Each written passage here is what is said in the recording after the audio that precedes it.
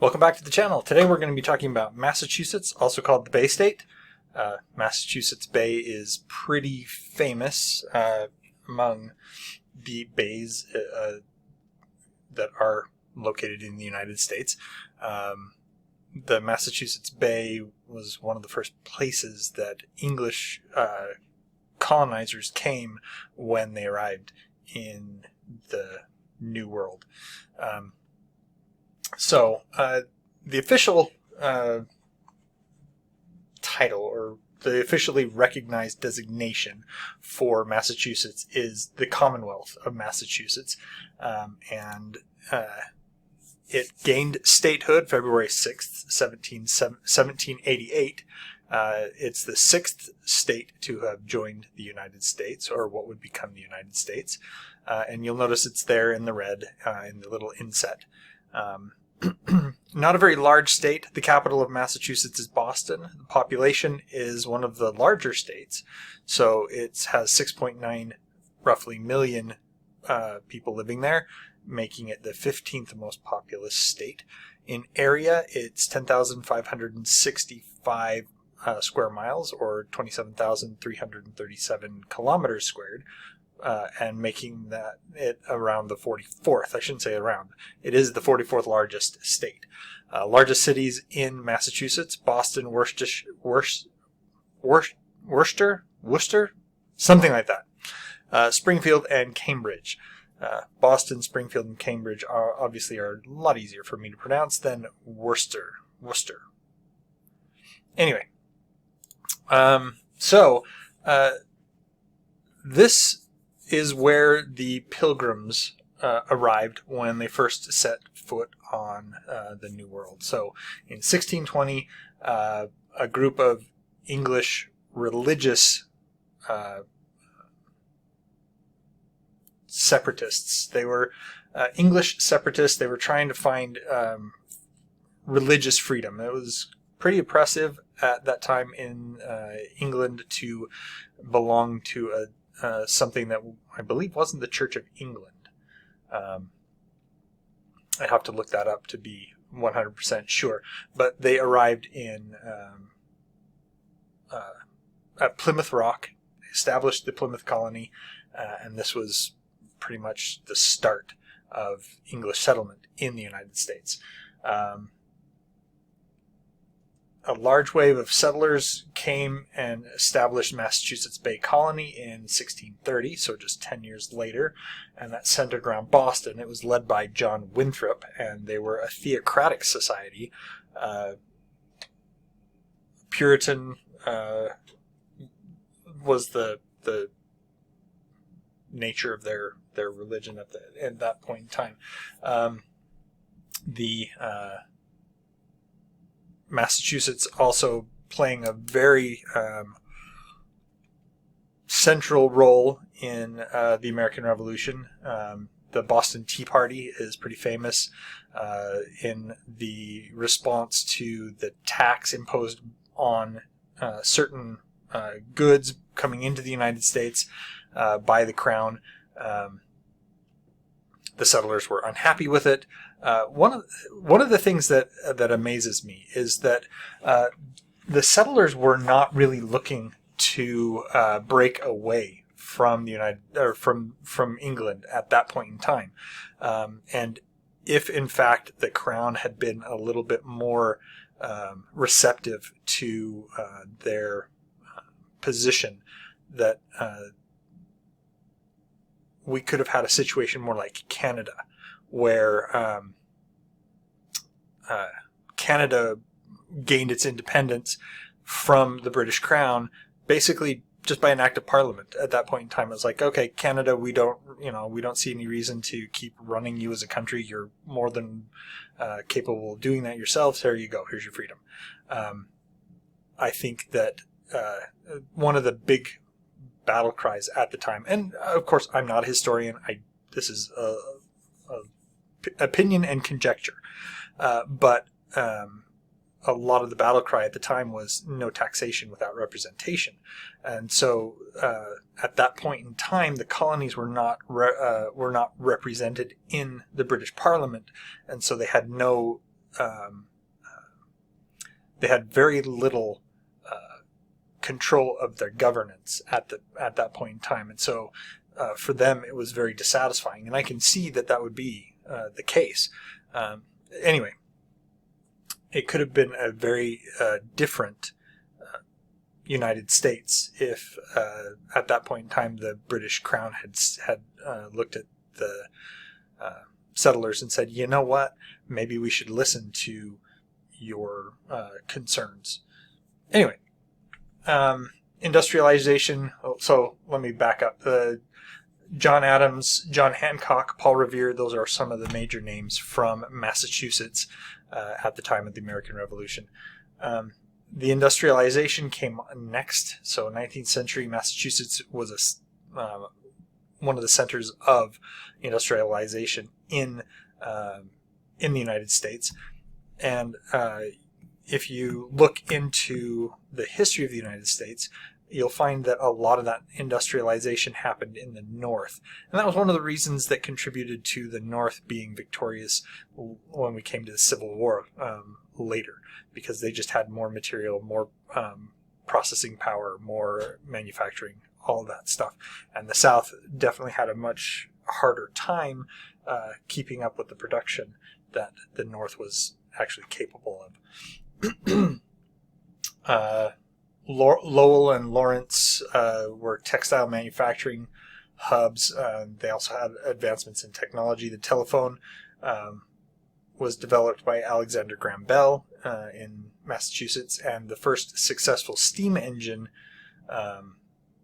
by George Stephenson was, I don't know if it's the first successful period or first successful in the United States development of the steam engine. Again, this is something that I'd have to look into. Abolition started later during that industrialization period. They kind of realized that slavery was less efficient, less useful in the North than it was maybe in the South. And so at that time, there were a lot of social movements to get rid of slavery. William Lloyd Garrison, Frederick Douglass, Harriet Tubman, they all came and played a part of that in Massachusetts, which also was a significant contributor to the suffrage movement that came later. There are a lot of, so post-Civil War, education and culture became a huge part of that, and we have Harvard University, MIT, they're all major American education institutions that are located in Massachusetts.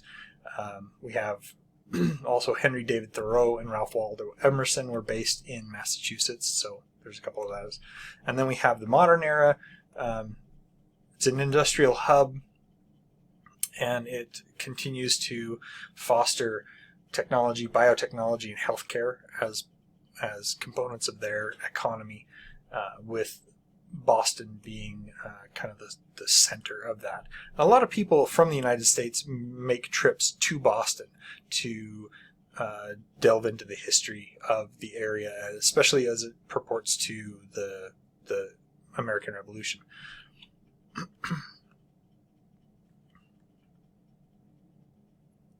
Let me back up just a little bit to kind of the Civil War. So with the abolitionist movement in full swing and everything, and then the Civil War that came along afterwards, there were a lot of support for the dissolution of slavery as an institution, and the Underground Railroad, which, if you're unfamiliar with the Underground Railroad, it wasn't actually a railroad that was underground. It was underground in the sense that it was a secret, and it was supposed to be kept secret because it was used to help escaped slaves from the South escape from the South and set up their lives in the North, where they were then free. Military contribution to the Civil War. President Lincoln called for troops, and they sent over 150,000 men to serve in the Union Army, which was about 10% of the total population of the state at the time. Major battles that these men fought in: Antietam, Gettysburg, Fredericksburg, some of the big ones. Robert Gould Shaw and the 54th Massachusetts Regiment, they formed the 54th Massachusetts Volunteer Infantry Regiment. It was one of the first African-American regiments in the Union Army. It was commanded by Colonel Robert Gould Shaw, and they fought and sacrificed in the Battle of Fort Wagner in South Carolina in 1863. This one may be the one that the movie Glory is based on. I'm not entirely sure. Again, these things come as... I do some research into these things, but then as I'm talking, I remember things, and that's one of the things that as I recall, it was something that may have been part of that. Anyway, they actively supported the war effort. They did fundraising campaigns. They collected supplies for soldiers. They did a whole bunch of stuff.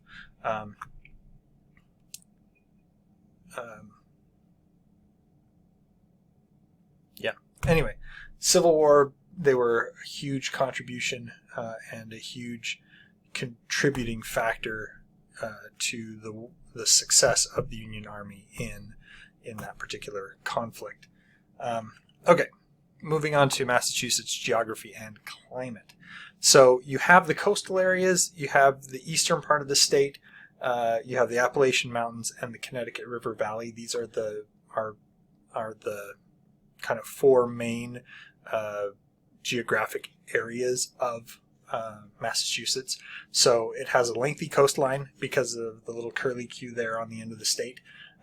It's approximately 192 miles.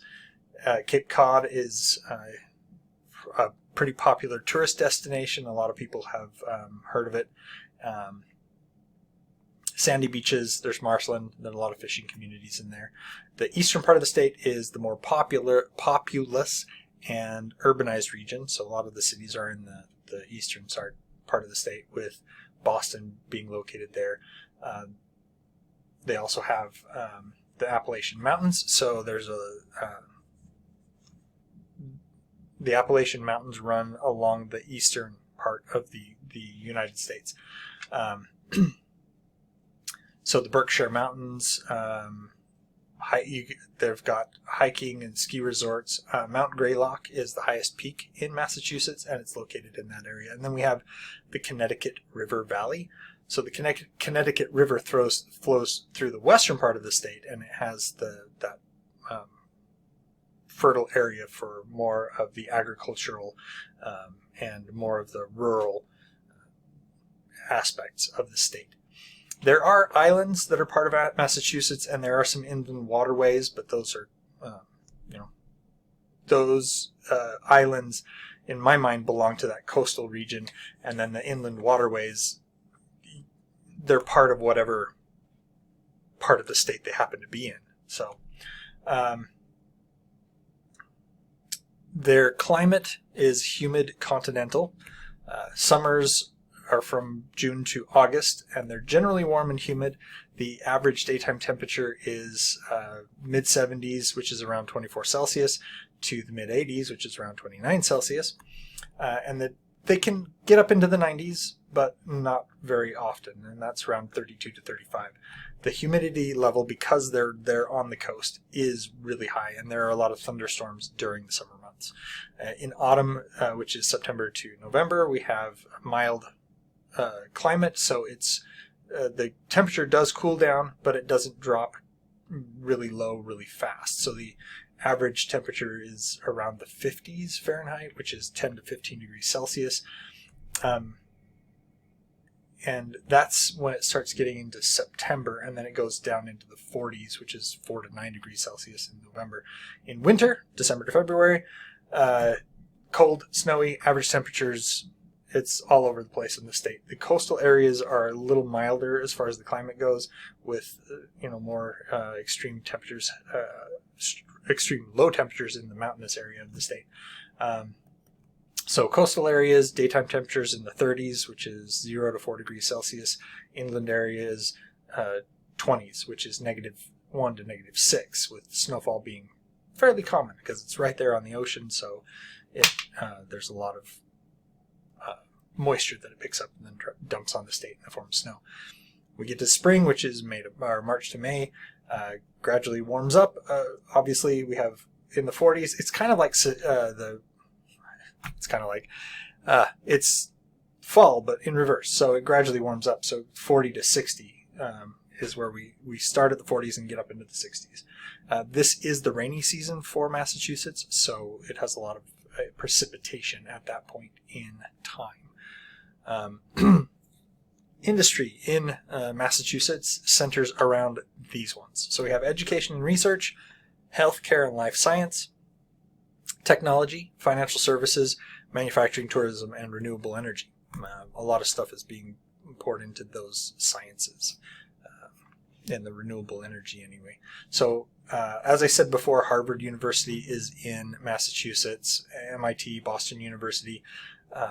They really drive a lot of the innovations and things that come out of the state. So there's a lot of research, innovation, and because of their high caliber as far as post-secondary education. So this is secondary education.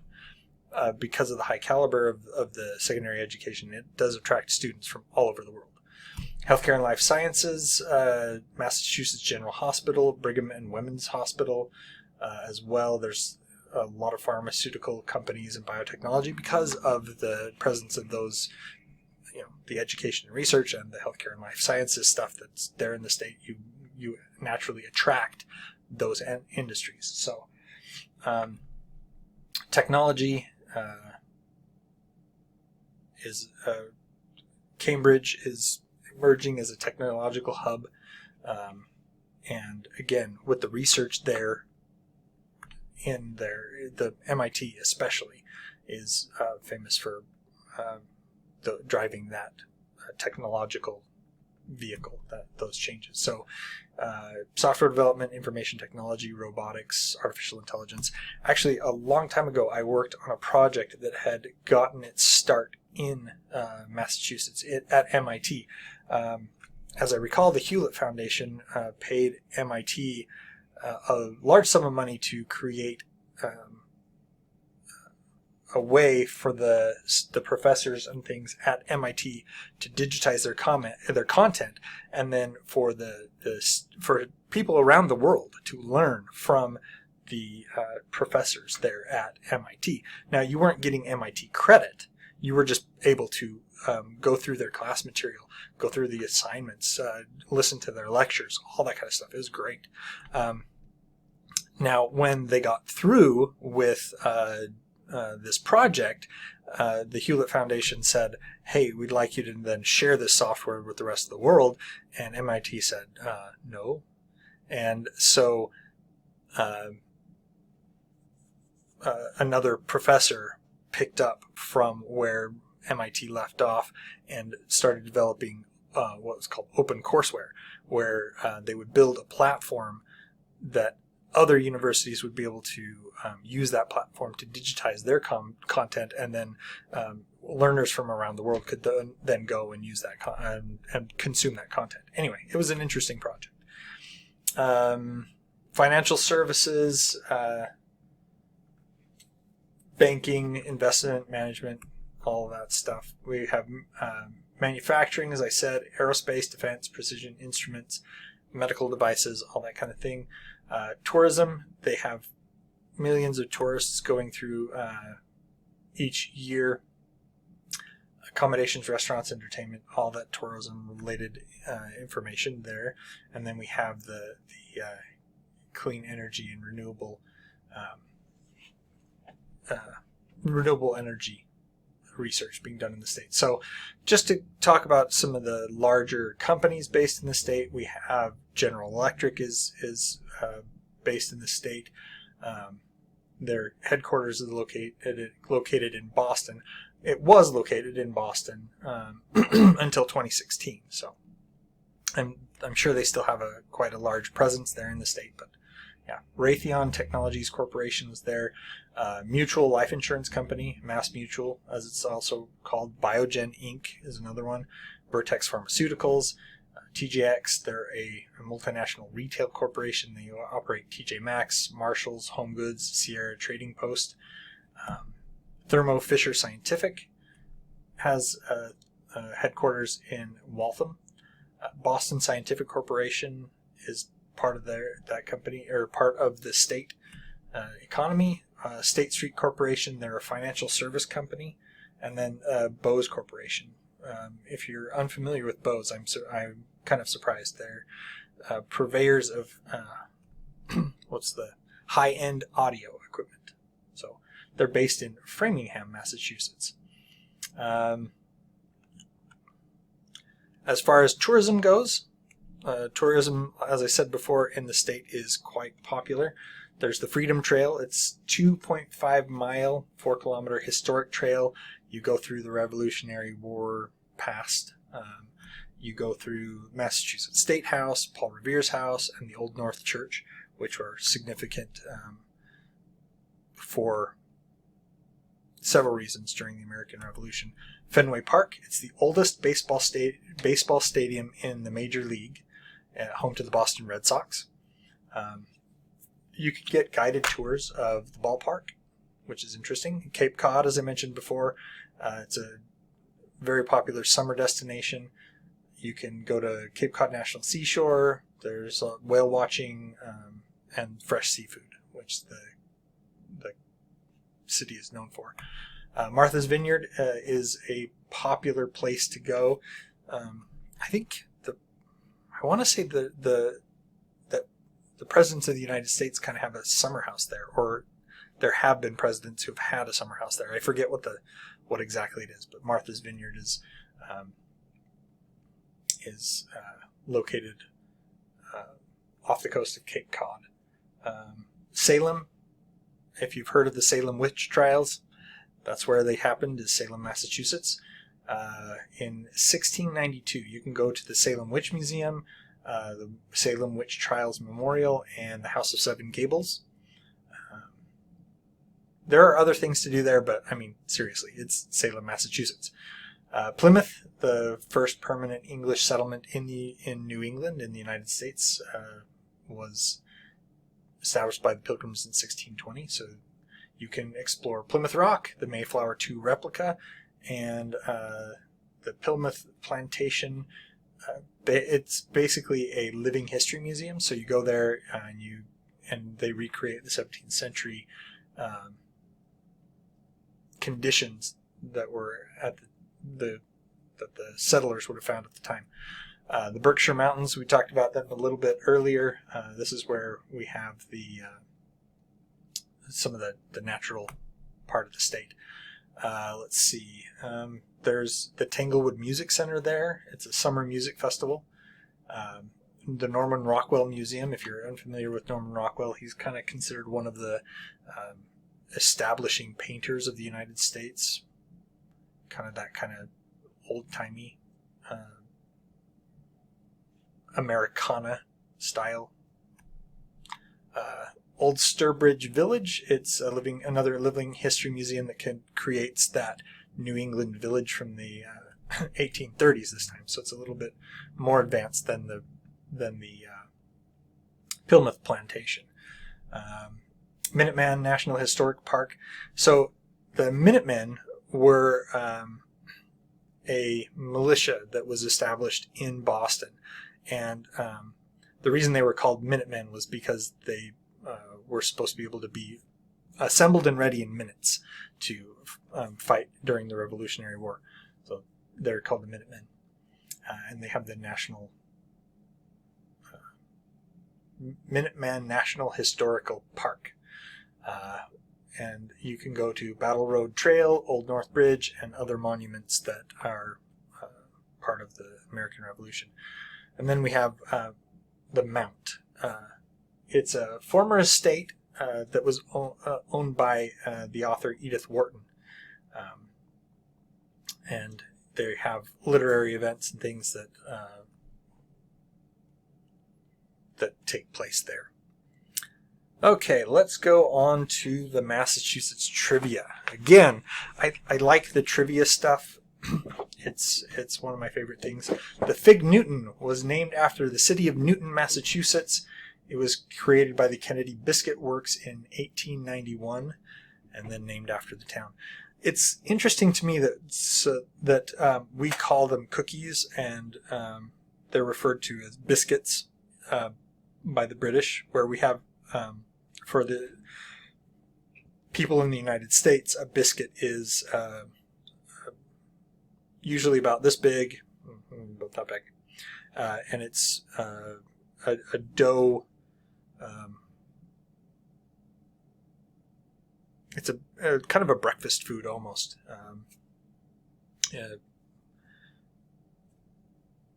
Although you can have biscuits and gravy, which is maybe not necessarily a breakfast thing. Anyway, but we still have remnants of things. So the Kennedy Biscuit Works created the Fig Newton cookie. So we still have that tie back to the using biscuit in as we would use cookie, even though we don't do that anymore. The Boston molasses flood of 1919, there was a tank in Boston's North End that was holding 2 million gallons of molasses, and it just burst. It just exploded. And it caused a ton of damage. You see here pictures of the aftermath of the molasses flood. It did a ton of damage, and it killed 21 people, which is, interesting.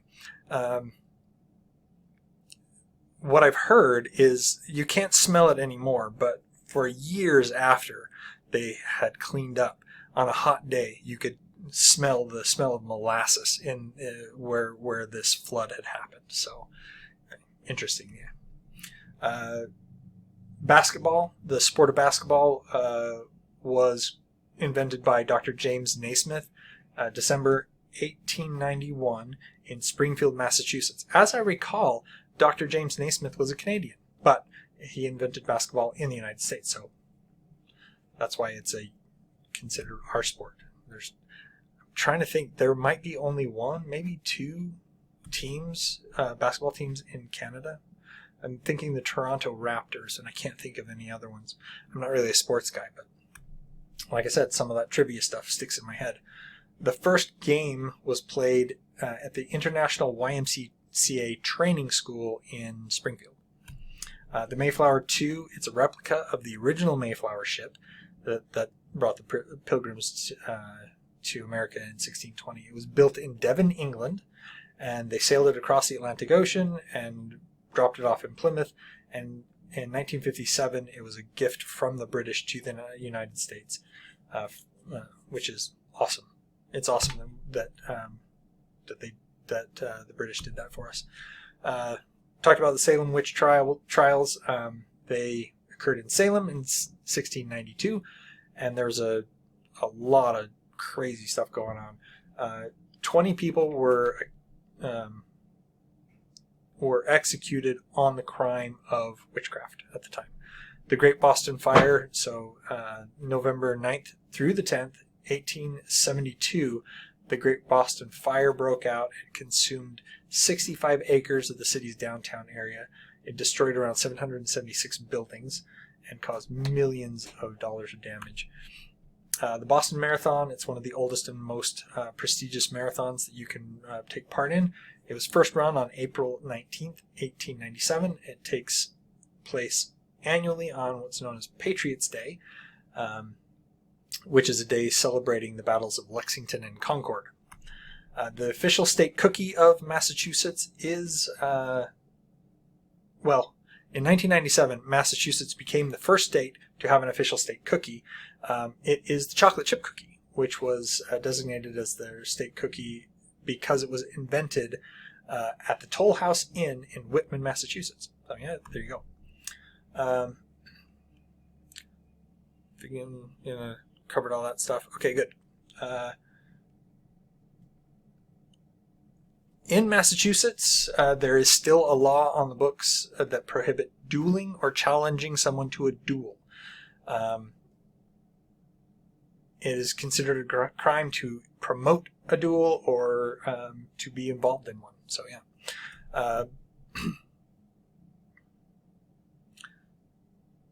Let's see. Blue laws. Blue laws are basically laws that restrict certain activities on Sundays. So you can't sell alcohol before noon on Sundays, except at bars and restaurants. So yeah, there's a goatee tax in Marblehead, Massachusetts. It was a law that required men who wanted to wear a goatee to pay a special license fee. Interesting. No snoring. It's in Springfield, Massachusetts. It's illegal to snore with your bedroom windows open. Yeah, that must have been one heck of a snorer to inspire a law like that. I can't sleep because my neighbor, who's a house away, keeps snoring with the windows open. Holy cow, that guy must have been really loud. Hunting on Sundays is prohibited in... So hunting is generally allowed in Massachusetts, but you cannot hunt on Sundays, with the exception of hunting waterfowl and deer during the designated hunting seasons. So yeah.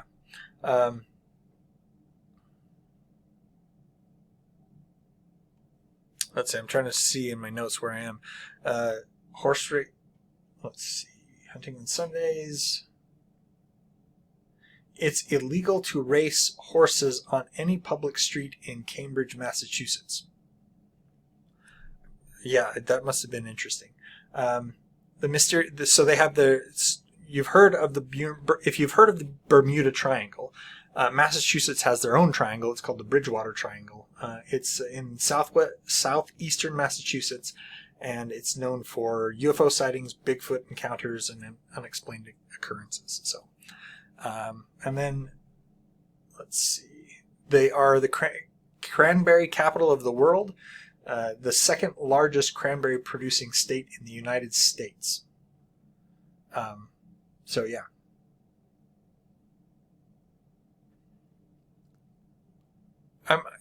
Anyway, if they're the second, you would think that some place else would lay claim to that, but apparently Carver, Massachusetts is claiming to be the cranberry capital of the United States.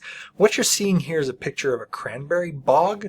I didn't understand how this worked.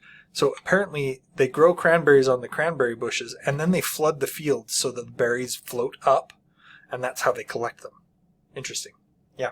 Anyway, that's it for Massachusetts. Next time we'll be talking about Michigan. If you enjoyed the content, please like, subscribe, put the bell on so you get notifications. Let me know what you think of Massachusetts if you've been there. If there's something you'd like me to find out about Massachusetts for you, please let me know. And until next time, have fun.